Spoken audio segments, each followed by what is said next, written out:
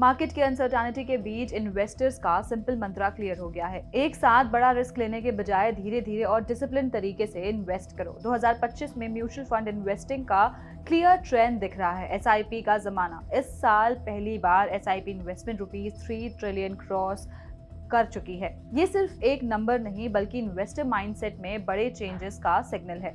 Market volatile है, इसलिए लोग एसआईपी चूज कर रहे हैं। जब मार्केट्स ऊपर नीचे होते हैं तब एक साथ बड़ा पैसा डालना यानी लम सम से लोग थोड़ा घबराते हैं। एसआईपी में हर महीने थोड़ा थोड़ा इन्वेस्ट होता है जो रिस्क को एवरेज कर देता है।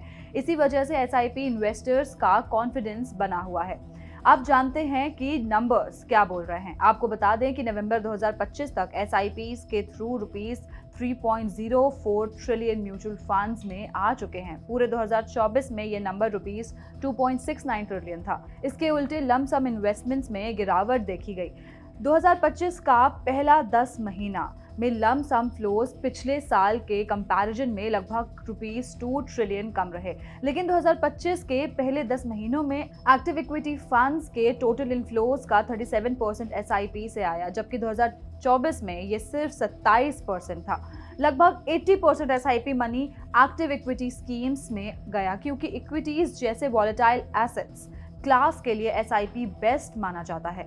एसआईपी अब इंडिया का preferred long term wealth building habit बन चुका है। एसआईपी डिसिप्लिन सिखाता है, मार्केट टाइमिंग के स्ट्रेस से बचाता है और लॉन्ग टर्म इक्विटी पार्टिसिपेशन को स्ट्रॉन्ग करता है।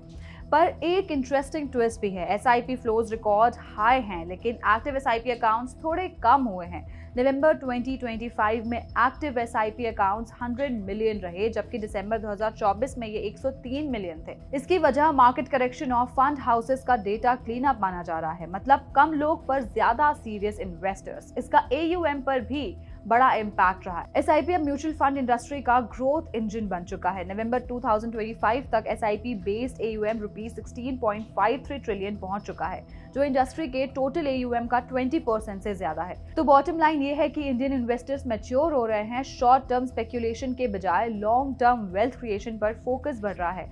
एसआईपी की वजह से मार्केट में स्टेबिलिटी आ सकती है, क्योंकि पैनिक सेलिंग का रिस्क कम होता है। ऐसी और जानकारी के लिए पैसा लाइव को सब्सक्राइब करें और हमें अपनी राय कमेंट बॉक्स में जरूर बताएं।